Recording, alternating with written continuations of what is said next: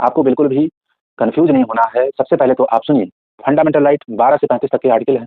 12 में तो राज्य की परिभाषा है कि राज्य किसको कहेंगे, राज्य के अंतर्गत क्या-क्या आएगा।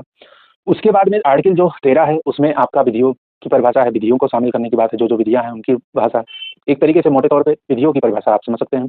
तो जब विधि की परिभाषा उसमें है, तो इस पे एक विवाद चला कि आपका जो है संविधान जो संशोधन है आर्टिकल 368 के तहत जो किया जाता है, वह विधि में शामिल होगा कि नहीं होगा। तो इस पे जब चर्चा चली, तो एक के बाद एक केसेस आए और सबसे पहले केसेस में मैंने सबसे पहला जो वाद बताया, केस बताया और सकरी प्रसाद बनाम भारत संघवाद। इसमें क्या कहा कि जो आर्टिकल 368 है, वह विधि नहीं है, वह एक अपवाद है, यानी इसका जुडिशियल रिव्यू नहीं किया जा सकता। तो सकरी प्रसाद बनाम भारत संघवाद में विधि नहीं माना। फिर उसके बाद सज्जन सिंह बनाम राजस्थान सरकार जो है, इसमें भी विधि नहीं माना। फिर अगला आएगा गोलकनाथवाद। इसमें क्या कहा? इसमें कहा सुप्रीम कोर्ट ने कि जो है अनुच्छेद 368 अपवाद नहीं है, ये इसका जुडिशियल रिव्यू किया जा सकता है, यानी एक तरीके से विधि मान लिया। तो जैसे ही गोलकनाथवाद में ऐसा सुप्रीम कोर्ट ने कहा, तो तुरंत सरकार ने क्या कर दिया, 24वां संविधान संशोधन कर दिया और 24वें संविधान संशोधन के माध्यम से आर्टिकल 13 में आपका चौथा क्लॉज जोड़ते हुए यह प्रावधान किया कि जो अनुच्छेद 368 है, वह विधि में शामिल नहीं होगा, यानी संविधान संशोधन जो है वो विधि में शामिल नहीं होंगे। फिर अगला केस आया केशवानंद भारतीवाद। केशवानंद भारतीवाद में 1973 में अनुच्छेद 368 को विधि में शामिल नहीं माना, यानी विधि में शामिल नहीं होगा, यह कहा सुप्रीम कोर्ट ने। लेकिन एक बात और उसमें जोड़ दी कि अगर basic structure of the constitution,